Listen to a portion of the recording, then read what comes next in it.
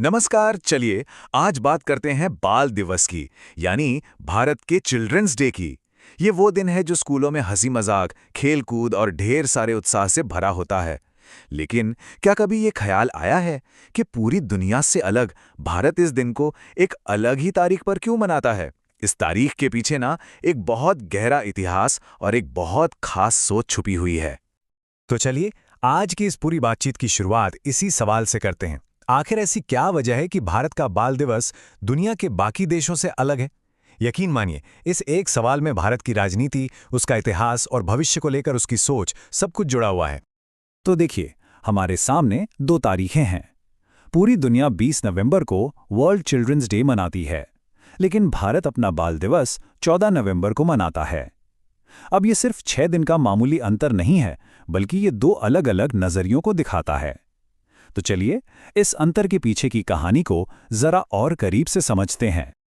तो सबसे पहले ये समझने के लिए कि भारत ने ये अलग रास्ता आखिर चुना ही क्यों, हमें थोड़ा सा इतिहास में पीछे जाना होगा। देखिए, ऐसा नहीं है कि भारत शुरू से ही 14 नवंबर को बाल दिवस मनाता था। 1964 से पहले हम भी दुनिया के साथ 20 नवंबर को ही ये दिन मनाते थे।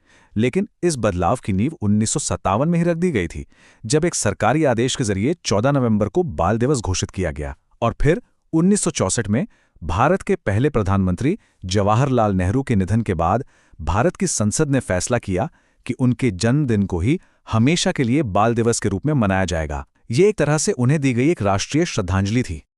और इस पूरे बदलाव के केंद्र में जो शख्स थे, वो थे जवाहरलाल नेहरू, जिन्हें पूरा देश प्यार से एक बहुत ही खास नाम से जानता था। चाचा नेहरू ये सिर्फ एक उपाधि नहीं थी, है ना? ये बच्चों के लिए उनके गहरे लगाव और स्नेह को दिखाता था। नेहरू जी का यह मानना था कि बच्चे ही किसी भी देश का असली भविष्य होते हैं। और ये जो स्नेह था, ये सिर्फ उनका व्यक्तिगत लगाव नहीं था, बल्कि उनकी राजनीतिक सोच का एक बहुत ही अहम हिस्सा था। 14 नवंबर को बाल दिवस के तौर पर चुनना इसी सोच को एक पहचान देना था। नेहरू जी की सोच को उनके अपने शब्दों से बेहतर कोई नहीं समझा सकता। वो बच्चों को एक बगीचे की कलियों की तरह देखते थे, जिन्हें प्यार और देखभाल से सींचने की जरूरत है, ताकि वो खिलकर देश का भविष्य बन सकें, कल के नागरिक बन सकें। और यही सबसे जरूरी बात है। नेहरू जी के लिए बच्चों की देखभाल करना कोई चैरिटी या सामाजिक दान का काम नहीं था। नहीं, ये एक राष्ट्रीय निवेश था, एक इन्वेस्टमेंट। उनका मानना था कि अगर एक मजबूत देश बनाना है तो सबसे पहले उसके बच्चों को मजबूत बनाना होगा। तो ये तो हुई उनकी सोच की बात। अब सवाल ये है कि ये निजी सोच, ये दर्शन देश की राष्ट्रीय नीति का आधार कैसे बना। चलिए देखते हैं। इस सोच को भारत के संविधान में एक बहुत ही मजबूत कानूनी शक्ल दी गई, जैसे कि अनुच्छेद 21A, जो हर बच्चे को शिक्षा का अधिकार देता है, या फिर अनुच्छेद 24, जो खतरनाक जगहों पर बाल मजदूरी पर रोक लगाता है। ये सिर्फ नियम नहीं है, बल्कि ये वो कानूनी ढांचा है जो देश ने अपने बच्चों से किया हुआ वादा पूरा करने के लिए बनाया है। और फिर इन संवैधानिक वादों को जमीन पर उतारने के लिए कानून बनाए गए, जैसे शिक्षा का अधिकार यानी RTE एक्ट, जिसने मुफ्त शिक्षा को एक हकीकत बनाया, या फिर पॉक्सो एक्ट, जो बच्चों को यौन शोषण से बचाने के लिए एक बहुत मजबूत कानूनी ढांचे की तरह काम करता है। तो आप देख सकते हैं कि कैसे एक सोच को कानून और व्यवस्था का हिस्सा बनाया गया।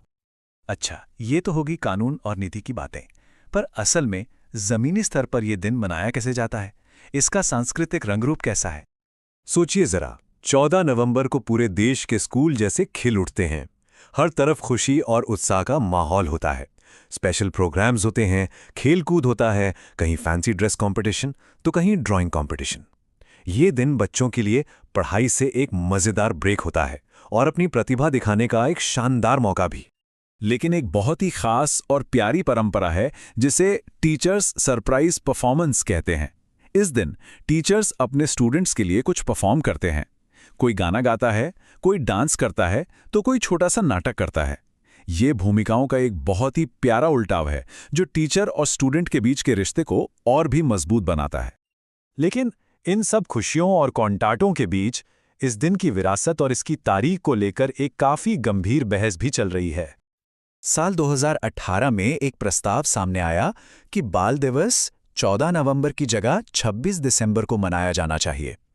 ये प्रस्ताव गुरु गोविंद सिंह के छोटे बेटों छोटे साहिबजादों की शहादत का सम्मान करने के लिए था, जिन्होंने बहुत ही छोटी उम्र में अपने धर्म और विश्वास के लिए अपने जीवन का बलिदान दे दिया था।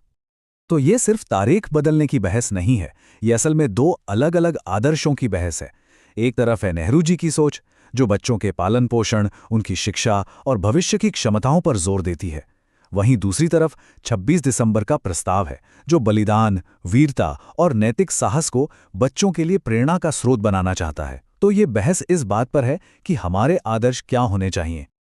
और यहीं आकर ये पूरी चर्चा हमें एक बहुत बड़े सवाल पर लाकर छोड़ देती है। किसी भी देश के युवाओं को सबसे ज्यादा क्या प्रेरित करता है? आने वाले कल को बनाने का वादा, या फिर अपने अतीत की वीरता और बलिदान की कहानियां? इस सवाल का कोई एक सीधा साधा जवाब नहीं है, और शायद यही वजह है कि ये बहस इतनी महत्वपूर्ण हो जाती है।